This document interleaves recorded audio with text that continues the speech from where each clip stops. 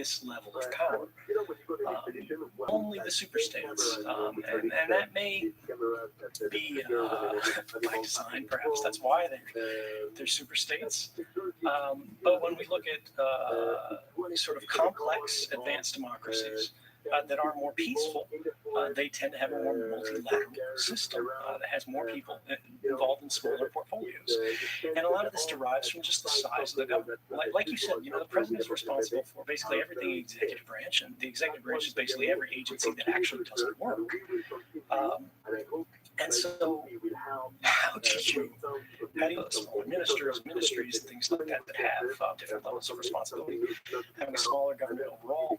Back in 1776, the federal government, was pretty much a dream.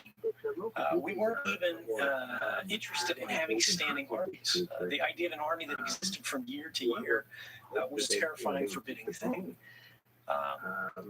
And then when you move to this idea that we have a president, that they have these extraordinary powers, it's okay because the government is very small. The federal government especially is seen as sort of this small, toothless, and weak thing. Can you pause for 1 second? Pause for 1 second because my AirPods are about to die and I'm going to swap over to another pair. These suckers are good for a couple hours, but we're 2 hours and 15 minutes here. We'll have a little bit of a weird audio issue with the last half. But Jamie will take care of it. I wanted to talk about you, like where you are right now in your life and how you're handling this. Because you've been in exile for how many years now? It's been more than 6 years. Since June of 2013. Yeah. I mean, well, actually, I left in May. So what is life like? I mean, are you in constant hiding? I mean, what are the issues like? In the beginning, my operational security level, as we would call it, was very high. I was concerned about being recognized. I was concerned about being followed. I was concerned, really, about very bad things happening to me because the government made it very clear that from their position I was the most wanted man in the world. They literally brought down the president of Bolivia, his aircraft, and would not let it depart to try to cross the airspace of Europe, not even the United States.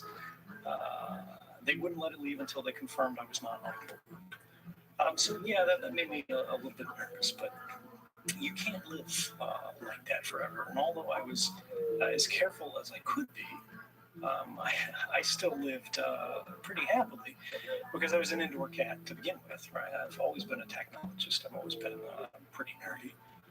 So as long as I have a screen and an internet connection, I was pretty happy. But in the years past, my life has become more and more open.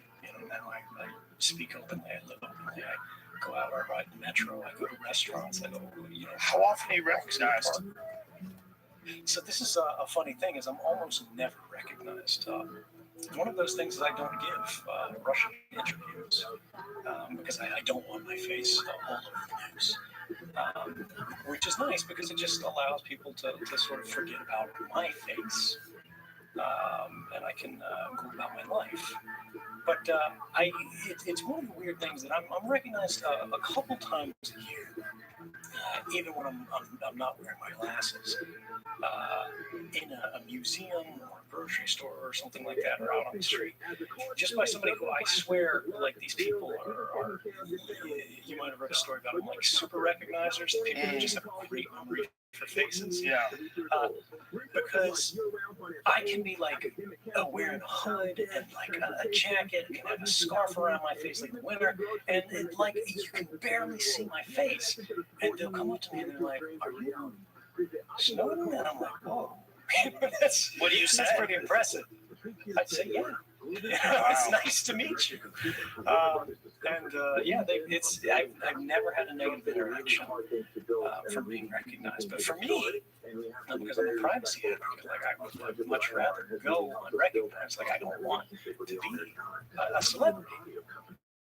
But the other thing is, I'll get recognized in computer stores. And I think there's just like a mental association where people are like, their brain when it's cycling through faces that it recognizes, it's going through like the subset of nerdy people or something like that when you're in a computer store. Because for whatever reason, I'm recognized much more frequently when there's some kind of technological like locus.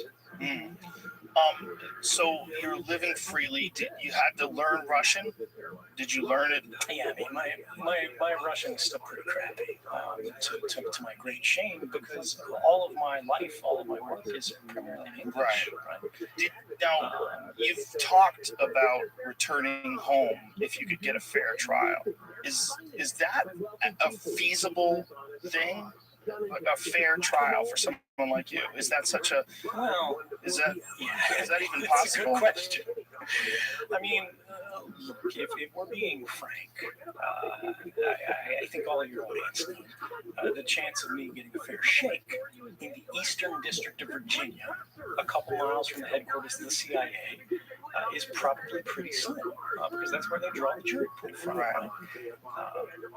But my objection here is on a larger principle. Right? What happens to me is less important. Right? If I spend the rest of my life in jail, that's less important than what I'm actually requiring the government to agree to, which is a single thing. Right? They say face the music, and I'm saying, great, let's pick the song.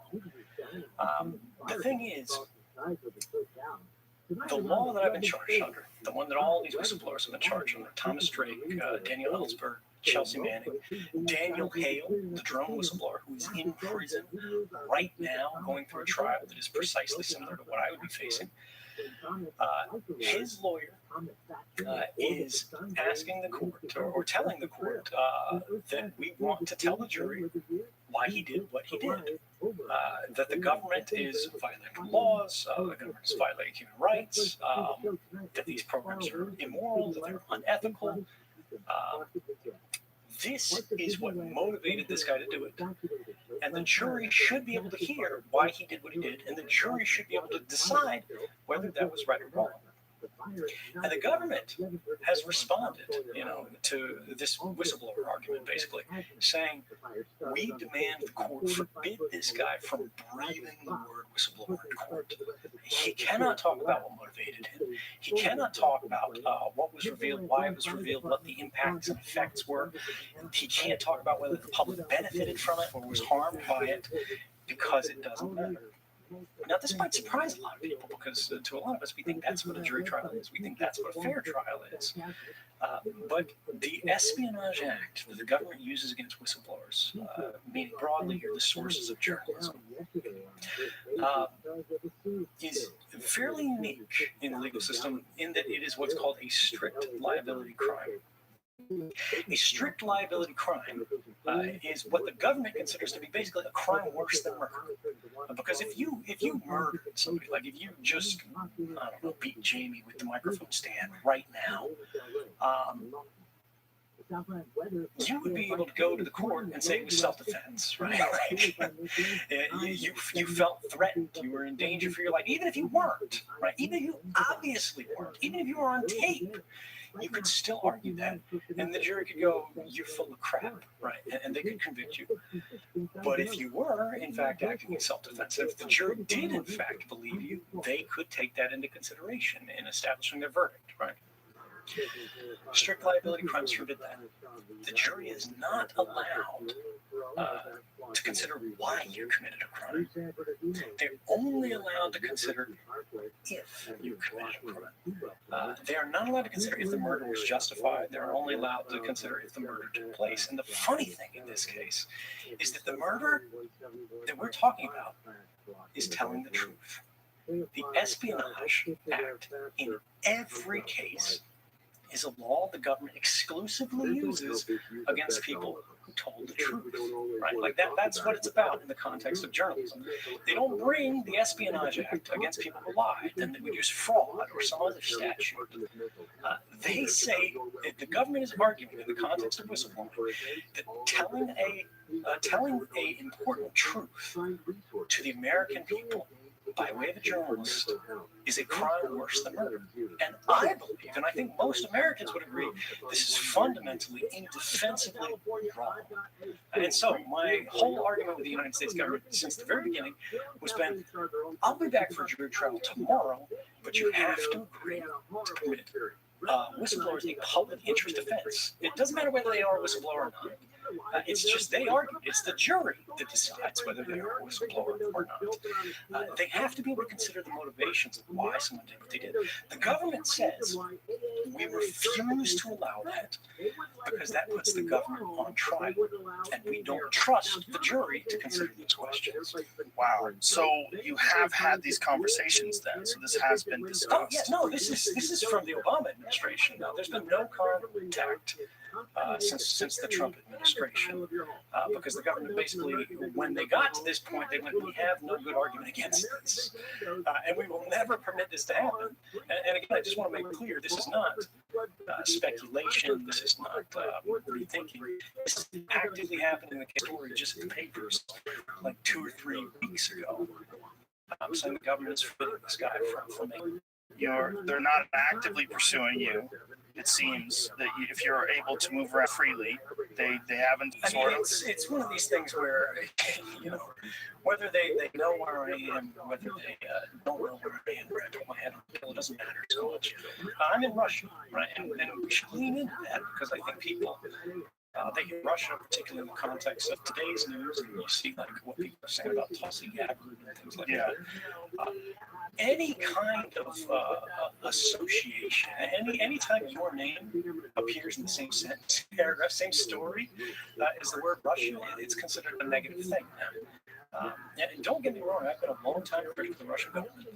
I just actually had a major story written about me in a Russian state news outlet called repost. You guys could probably pull it. It's only in Russian though. That's saying because Alexei Navalny, which I wasn't even right, to express their opposition in a country, and they should be able to do that without fearing retaliation in the future, because the background here is this opposition figure has been a long time in the Russian administration side. They've just suddenly, magically, been accused of being foreign agents or something like that. And so everyone connected to this, which is like a big civil society body, had their doors like simultaneously kicked in across the country, and they're being investigated for some kind of corruption or something. It doesn't even matter. And I said I opposed that, just like I was tweeting, footage of ballot stuffing in the Russian elections, just like I've criticized the Russian president by name. I've criticized Russian surveillance laws, and so many things again and again and again and again and again. But yeah, so look, it does not make my life easier to be trapped in a country that I did not choose. People don't remember this. I was actually en route to Latin America when the U.S. government canceled my passport, which trapped me in Russia. And for those who are interested, again, I wrote an entire book that has a lot of detail on this. But yeah, it's difficult to be basically engaged in civil opposition to policy of the United States government at the same time as the Russian government. And it's a hard thing, it's things that Western media does in the context of discussing Russia, is they create this aura of invincibility around the Russian president. They go, this guy's calling the shots, he's pulling on the strings, this guy's in charge of the world. And that's very useful for the Russian government broadly, because they can then take that and replay that on their domestic media, and they go, well, look how strong we are. The Americans are afraid of us, the Chinese are afraid of us, everybody's afraid of us, the French are afraid of us. We are strong, right? There's no question that Russia's going to be interfering in elections. There's no question that America is going to be interfering in elections, right? Nobody likes to talk about this. And again, I need to substantiate that now that I've said that. I've got an old bill that I've signed 1 billion times. The New York Times published a story in the wake of this contested 2016 election, where they looked into the history of electoral in Russia. and the Soviet Union. And they found in roughly 50 years, 6 different cases of election interference by Russia or the Soviets. Right? It's not a new thing. This is something that it's a reality because we aren't wise enough to separate covert action from intelligence gathering. But in that same study that they found 36 different cases by the Russians and the Soviets, they found 81 different cases by the U.S. And this was published by Scott Shane in the New York Times and both the Washington Post as well. But this is the thing, like, there is a way to criticize the Russian government's policies without criticizing the Russian people, who are ordinary people who just want to have a happy life. They just want to do better. They want the same things that you do, right? And every time people go, oh, Russia, Russia, Russia, they go, Russia's doing that. Russian people who have nothing to do with the government feel implicated by that. Like, do you feel like you're in charge of Donald Trump? Like, do you want to have Donald Trump's legacy around your neck? And then people go, oh, well, you know, you could overthrow Donald Trump. You know, you could overthrow him. Can you really? Like, is that how it works? So, yeah, I mean, look, I have no affiliation. I have no love for the Russian government. It's not my choice to be here. And I've made it very clear I would be happy to return home. Is there any concern that they would deny you visa? I mean, how are you staying there? It's a good question. So I have a permanent residence. People think I'm under asylum, but I'm no longer under. It's like a green card now. It's got to be renewed every 3 years. So yeah, sure, it's possible they could kick me out. And this was what the story I was telling you about before in Russian media was. They were saying, you know, the Russian government should take some action against me, or I shouldn't be welcome here, or I should go home, because why is he criticizing the Russian government, right? They're the people. Is that like the Russian version of Fox News? I don't know enough about Russian media to tell you. I think it's supposed to be more like a Reuters or Associated Press. But the thing is this.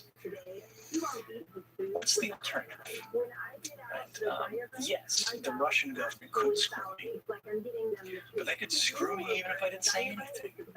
And so should I shut up and be quiet in the face of things that I think are injustices because it makes me safer?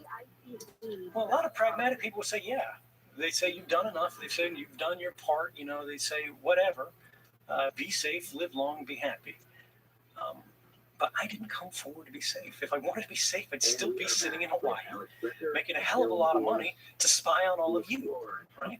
And nobody ever would have known about this. The system would have gotten worse. But the system, the world, the future gets worse every day that we don't do something about it. Every day that we stay silent about all the injustices we see, the world gets worse. Things get worse. And yeah, it's risky. Yeah, it's uncomfortable. But that's why we do it. Because if we don't, no one else will. All those years I was sitting, hoping for someone else to come forward, and no one did, right? That's because I was waiting for a hero.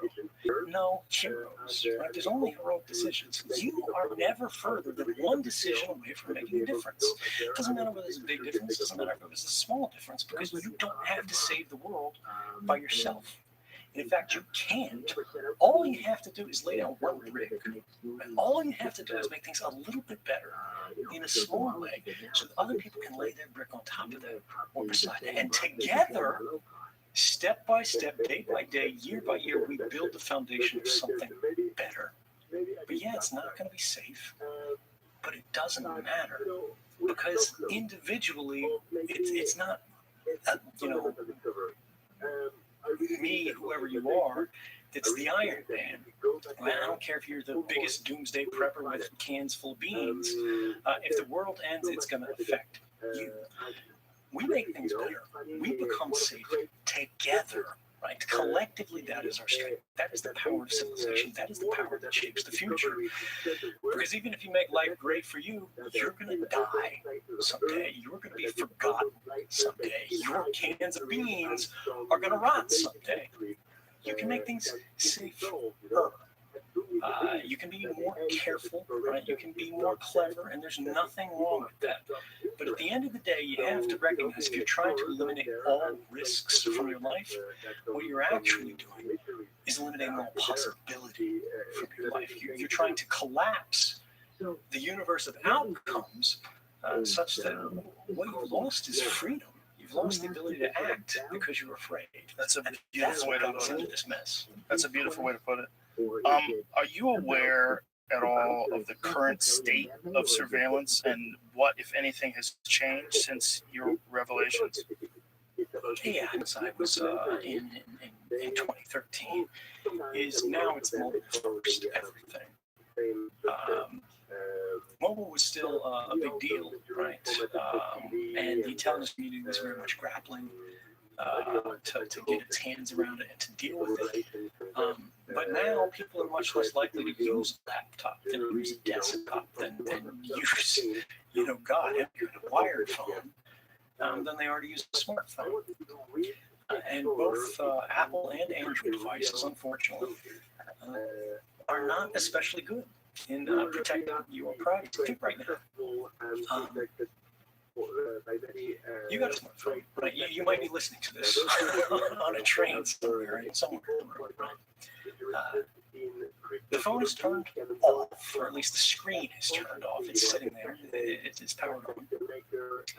And if somebody sends you a message, the screen blinks to life. How does that happen? How does that happen? How is it that if someone from any corner of the earth dials a number, your phone rings and nobody else's rings? How is it that you can dial anybody else's number and only their phone rings, right? Every smartphone, every phone at all, it's constantly connected to the nearest cellular tower. Every phone, even when the screen is off, you think you see it because radio frequency emissions are visible. It's screaming in the air. So here I am. Here is my IMEI, I think it's individual manufacturer's equipment identity, and IMEI, individual manufacturer's subscriber identity. I could be wrong with the breakout there, but the acronyms are the IMEI and the IMSI. You can search for these things. They're two globally unique identifiers that only exist anywhere in one place, right? It makes your phone different than all the other phones. IMEI is burned into the handset of your phone. No matter what SIM card you change to, it's always telling the phone network it's this physical handset. Now, the IMESI is in your SIM card, right? And this is what holds your phone number, right? It's basically the key is right to use that phone number. And so your phone is sitting there doing nothing, you think, but it's constantly shouting and saying, I'm here. Who is closest to me? That's a cell phone tower. And every cell phone tower with its big ears is listening for these little cries for help. And going, all right, I see Joe Rogan's phone. I see Jamie's phone. I see all these phones that are here right now. And it compares notes with the other network towers, and your smartphone compares notes with them to go, who do I hear loudest? You're going to be bound to this cell phone tower, and that cell phone tower is going to make a note, a permanent record, saying this phone handset with this phone number at this time was connected to me, right? And based on your phone handset and your phone number, they can get your identity, right? Because you pay for this stuff with your credit card and everything like that. And even if you don't, right, it's still active at your house overnight. It's still active, on your nightstand when you're sleeping. It's still whatever. The movements of your phone are the movements of you as a person. And those are often quite uniquely identifying. It goes to your home. It goes to your workplace. Other people have it. Sorry. And anyway, it's constantly shouting this out, and then it compares notes with the other parts of the network. And when somebody is trying to get to a phone, it compares notes, the network compares notes to go, where is this phone with this phone number in the world right now? And to that cell phone tower that is closest to that phone, it sends out a signal saying, we have a call for you.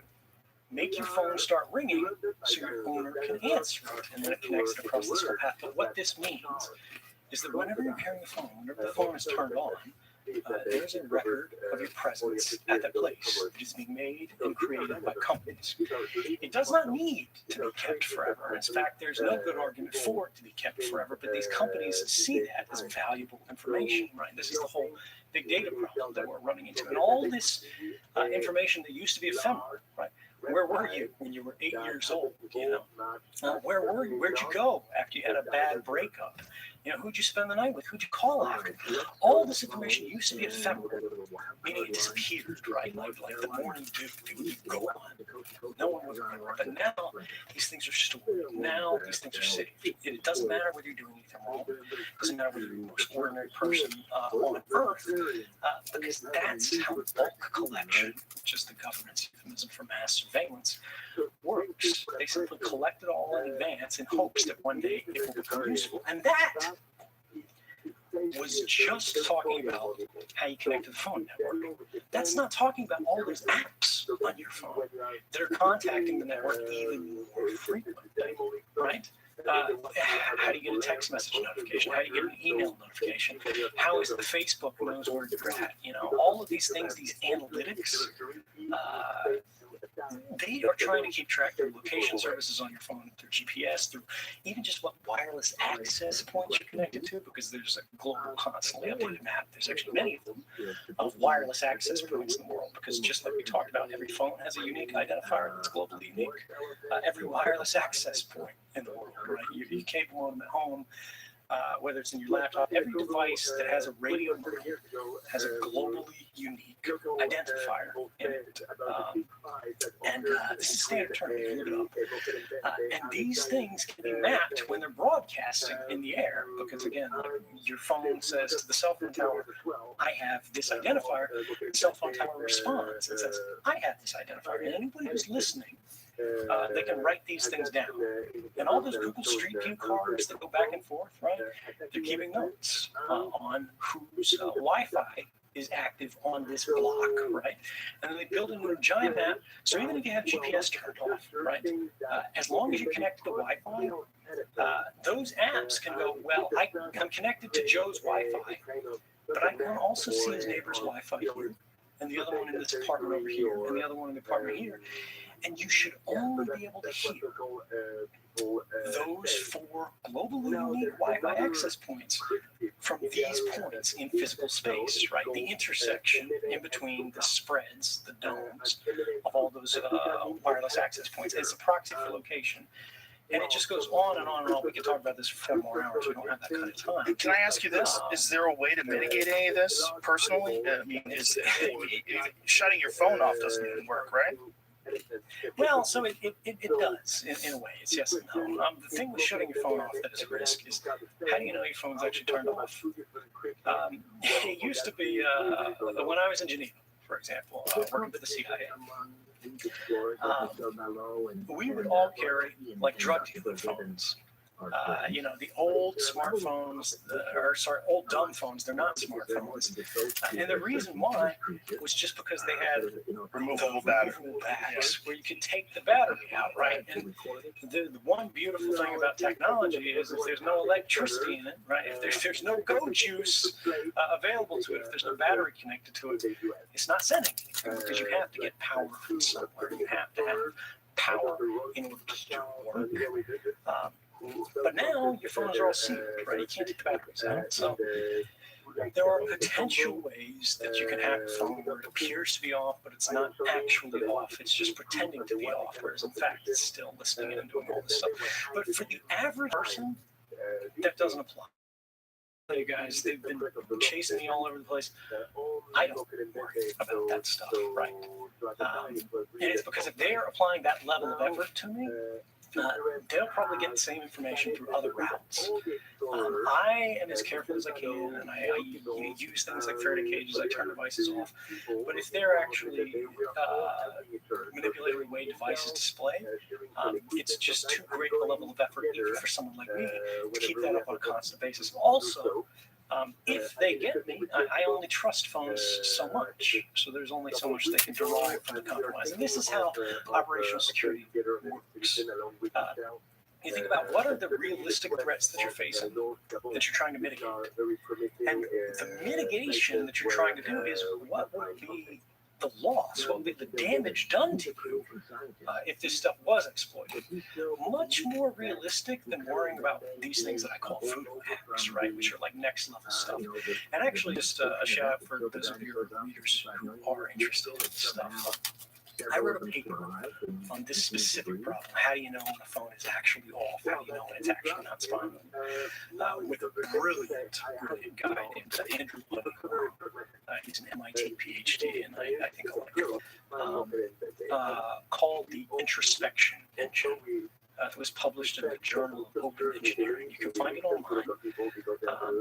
And it'll go as deep down in the weeds, I promise you, as you want. We take an iPhone 6, this was back when it was fairly new, and we modified it so we could actually not trust the device to report its own state, but physically monitor its state to see the response.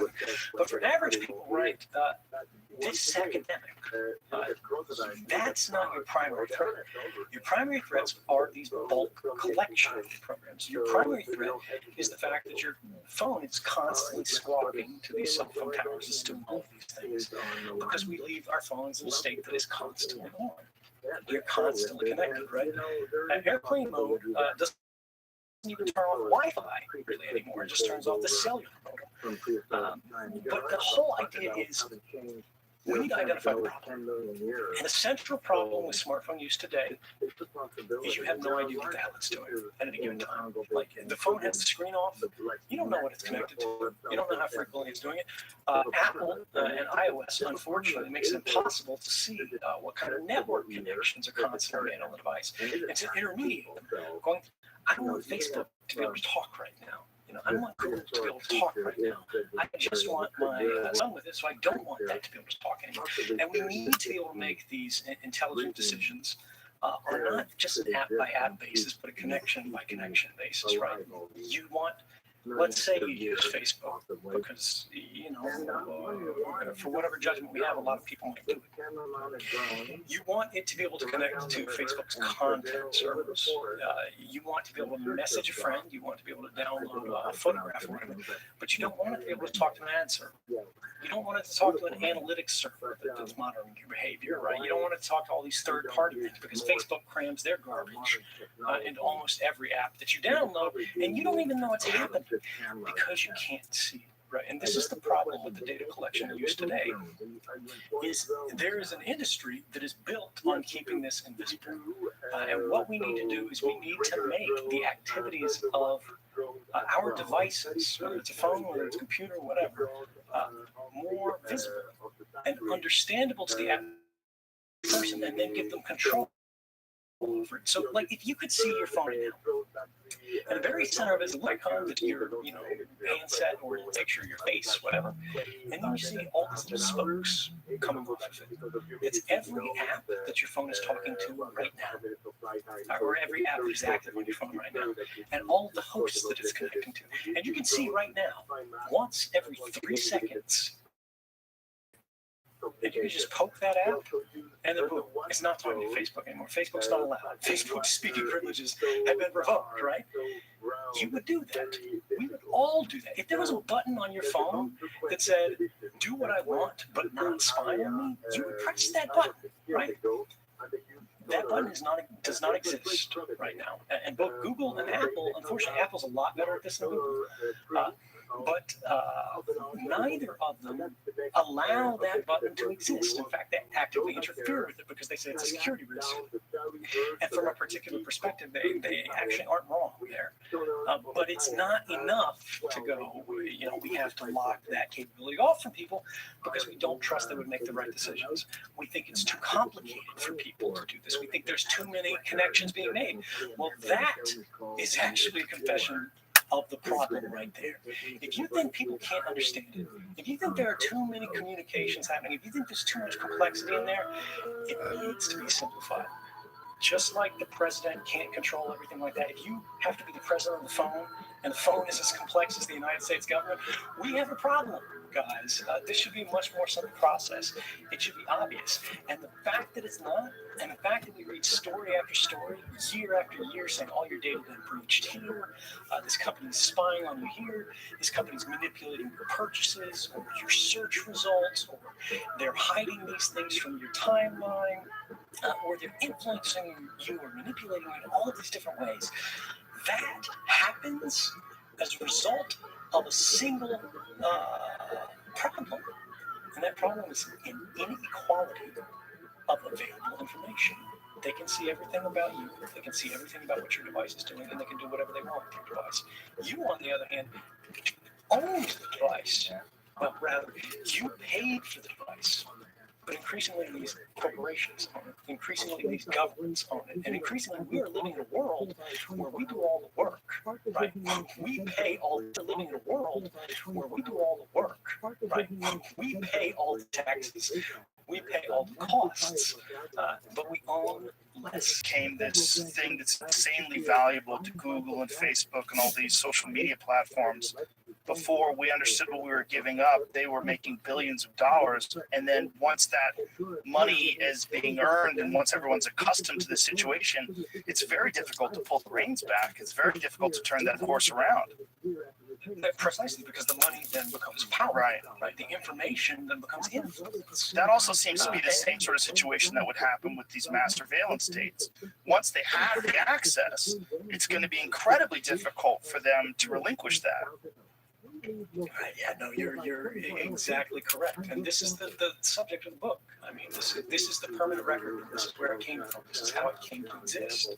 The story of our lifetimes is how intentionally, by design, a number of institutions, both governmental and corporate, realized it was in their mutual interest to conceal their data collection activities, to increase the breadth and depth of their sensor networks that were in the United States, even in SIGINT, used to be sending an FBI agent, right, to put alligator clips on an embassy building, or sending in somebody disguised as a workman, and they put a bug in a building, or they built a satellite listening site, right? We can call these foreign satellite collection. Where in the desert somewhere, they built a big parabolic collector, and it's just listening to satellite emissions, right? But these satellite emissions, these satellite links, were owned by militaries. They were exclusive to governments, right? It wasn't affecting everybody broadly. Also, this was targeted because it had to be. What changed with technology is that surveillance could now become indiscriminate. It could become dragnet. It could become bulk collection, which should become one of the dirtiest phrases in language, if we have any kind of decency. But we were intentionally, this was intentionally concealed from us, right? The government did it, they used classification. Companies did it, they intentionally didn't talk about it, they denied these things were going. They said, you agreed to this, and you didn't agree to nothing like this. I'm sorry, right? They go, we put that terms of service page up, and you clicked that. You clicked at what? Trying to open an account so you could talk to your friends. You were trying to get driving directions. You were trying to get an email account. You weren't trying to agree to some 600-page legal form that even if you read, you wouldn't understand. And it doesn't matter even if you did understand, because one of the very first paragraphs in it said, this agreement can be changed at any time unilaterally without your consent by the company. Right? They have built a legal paradigm that presumes records collected about us do not belong to us. This is sort of one of the core principles on which mass surveillance, from the government's perspective in the United States, is legal. And you have to understand, with all the stuff we talk about today, the government says everything they do is legal, right? And they go, so it's fine. Our perspective as a public should be, well, that's actually the problem, because this isn't okay. The scandal isn't how they're breaking the law. The scandal is that they don't have to break the law. And the way they say they're not breaking the law is something called the third-party doctrine. The third-party doctrine is legal principle derived from a case in, I believe, the 1970s called Smith versus Maryland. And Smith was this knucklehead who was harassing this lady, making phone calls to her house. And when she would pick up, he'd just sit there heavy breathing, whatever, like a classic creeper. And, you know, it was terrifying, this poor lady. So she calls the cops and says, one day I got one of these phone calls, and I see this car creeping past my house in the street. And she got a license plate number. So she goes to the cops and she goes, is this the guy? And the cops, again, they're trying to do a good thing here. They look up his license plate number, and they find out where this guy is. And then they go, well, what phone number is registered to the house? And they go to the phone company, and they say, can you give us this record? And the phone company says, yeah, sure. And it's the guy. The cops got their man, right? So they go arrest this guy, and then in court, his lawyer brings all this stuff up, and they go,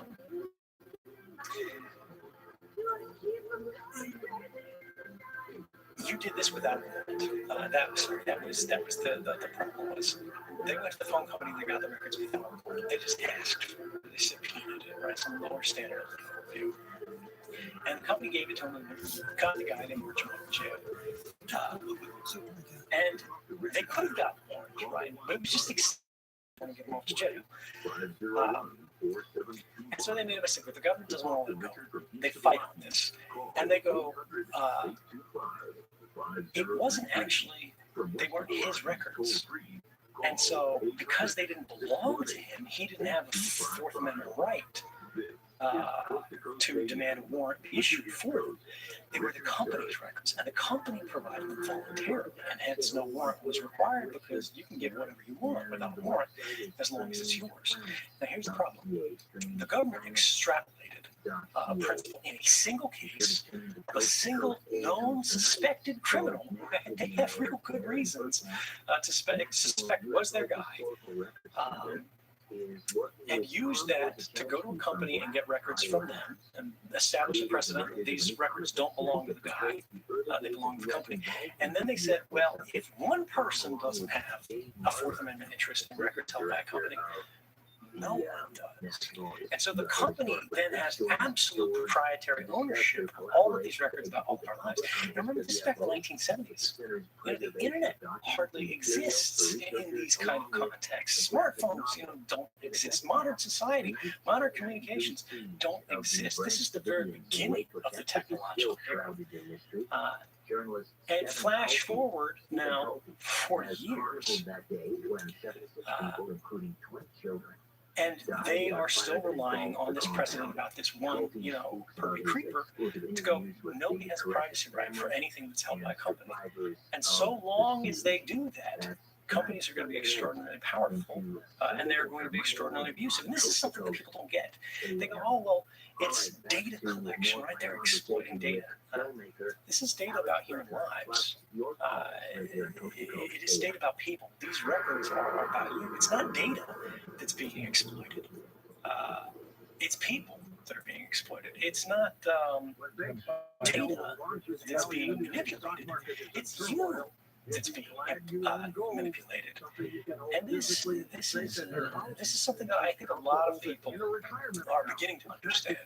Now, the problem is the companies and the governments are still pretending they don't understand or disagreeing with this. And this reminds me of something that one of my old friends, John Kirkmore, who served with me at the Freedom Press Foundation on the president board, used to say to me, which is you can't awaken someone who's pretending to be asleep. He said it's an all. That's a great expression.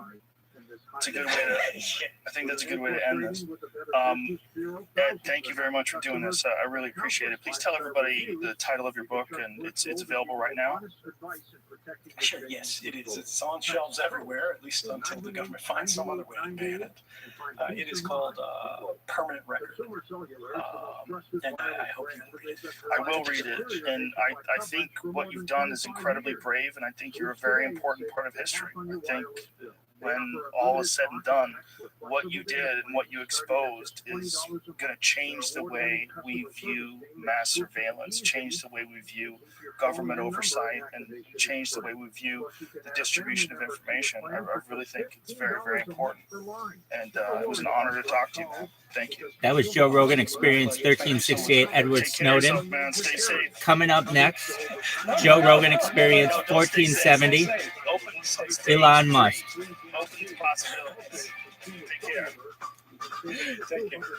Again, that was Edward Snowden. Next is Joe Rogan and Elon Musk, episode 1470. If you're not aware, I stream my life all day, every day, 24/7, 365. This is going to be huge. Great to see you, and congratulations. Thank you.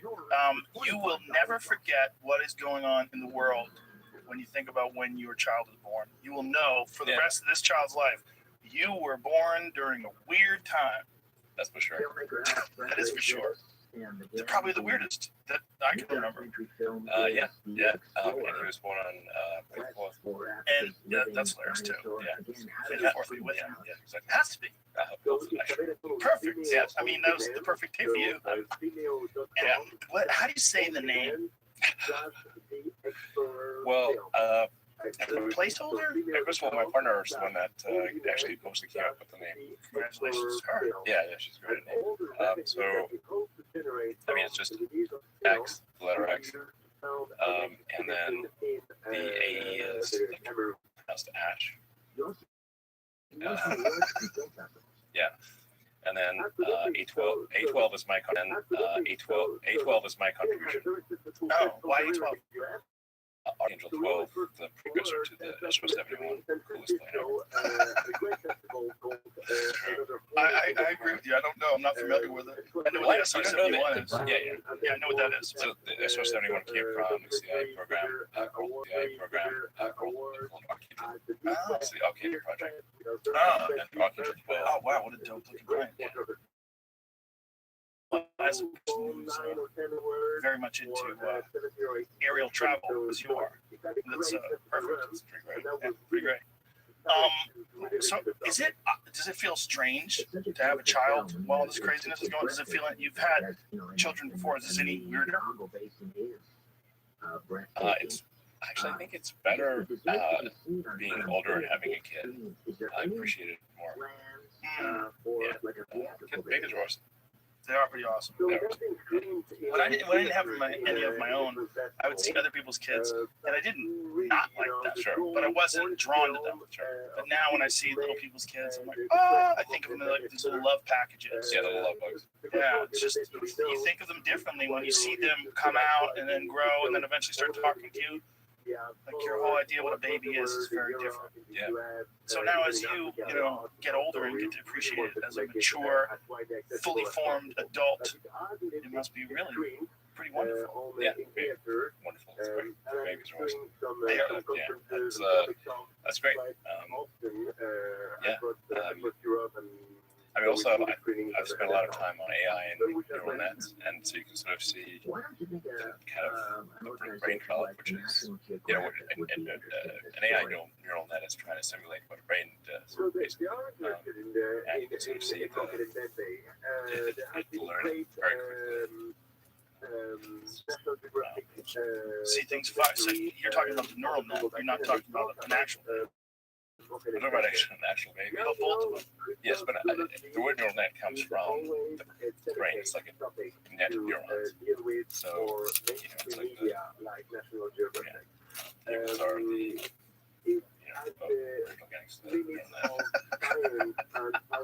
That's a great way to put it. Yeah.